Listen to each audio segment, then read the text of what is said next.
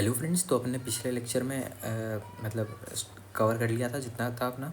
और आज अपन नया टॉपिक पढ़ रहे हैं वाला, general form of quadratic polynomial.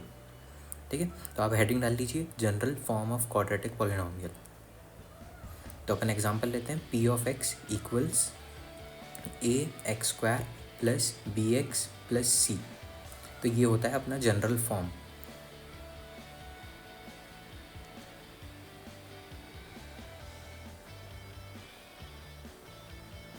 इसमें ए एक्स स्क्वायर वाली टर्म जो है इसको बोलते हैं क्वाड्रेटिक टर्म,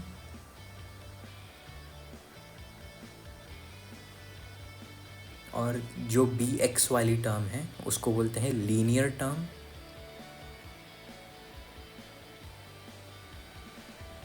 और सी जो है कांस्टेंट टर्म बोलते हैं उसको। सी जिसमें कोई सा भी वेरिएबल नहीं है तो उसमें बोलते हैं कांस्टेंट टर्म।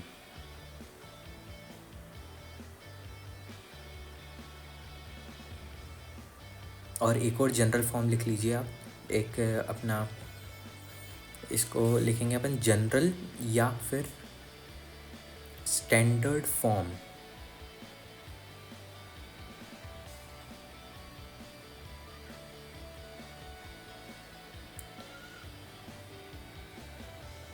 जनरल या फिर standard form of polynomial of degree n।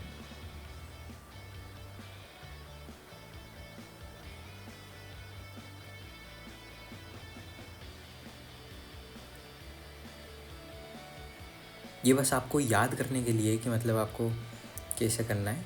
तो मतलब अपन ने डिग्री पढ़ा था अपने पहली क्लास में, पहले जितने भी क्लास हुई है उसमें डिग्री पढ़ा था। डिग्री n मतलब हाईएस्ट पावर ऑफ वेरिएबल का मतलब होता है डिग्री। तो इस पॉलिनोमियल में पी ऑफ एक्स जो पॉलिनोमियल लिख रहा हूँ मैं अभी, उसमें n होगी वेरिएबल की सबसे ज़्यादा हाईएस्ट पावर। इसको आप याद रख लेना, आपको 11th में और ज़्यादा अच्छे से समझ में आ जाएगा। आप एक टॉपिक पढ़ोगे बाइनोमियल थ्योरम करके 11th में, तो उसको और अच्छे से समझ में आ जाएगा आपको। तो लिख लीजिए A N X to the power n plus A N minus one X to the power n minus one plus A N minus two X to the power n minus two, plus अपन आगे तक extend कर देंगे इसको। फिर आखिरी दो term लिख लेते हैं, और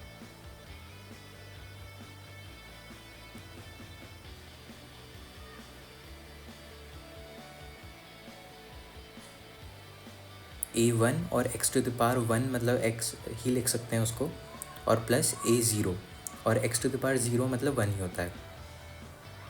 ए ज़ीरो और x to the power zero मतलब वन ही होता है।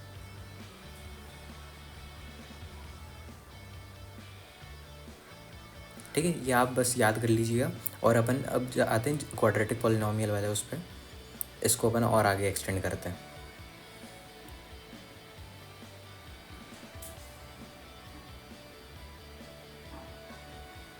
तो ये वाला एक स्टार मार्क करके आप लिख लीजिए, graph of quadratic polynomial is a parabola. ये आपको याद रखना है, graph of quadratic polynomial is a parabola. ठीक है, ये याद हो जाना चाहिए आपको।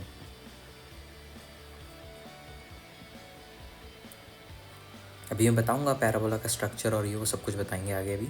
और नीचे ये पैराबोला दो टाइप के बन सकते हैं इसमें, आइदर अपवर्ड्स पैराबोला और डाउनवर्ड्स पैराबोला। मतलब ऊपर की तरफ उसका मुंह खुला हुआ रहता है, या तो फिर नीचे की तरफ मुंह खुला हुआ रहता है।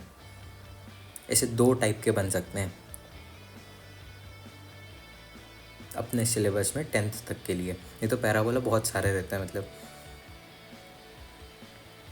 10th तक के सिलेबस के लिए अपवर्ड्स और डाउनवर्ड्स रहते हैं। जैसे एक एग्जांपल देख लेते हैं अपन, एक जैसे कि वाला अपवर्ड्स ऊपर की तरफ खुला हुआ, और ये कहीं पर भी हो सकता है पूरे ग्राफ में। मतलब कोऑर्डिनेट एक्सेस को कट भी कर सकते हैं, नहीं भी कट करेंगे, दोनों कोऑर्डिनेट को एक साथ कट कर सकते हैं, कोई सा भी ग्राफ हो सकता है। इसके ऊपर क्वेश्चंस भी अपन देखेंगे अभी आगे, आपको ये वाले क्वेश्चन सॉल्व करने में मज़ा आएगा। और अपन इसको आगे कंटिन्यू करते हैं अगले क्लास में। ठीक।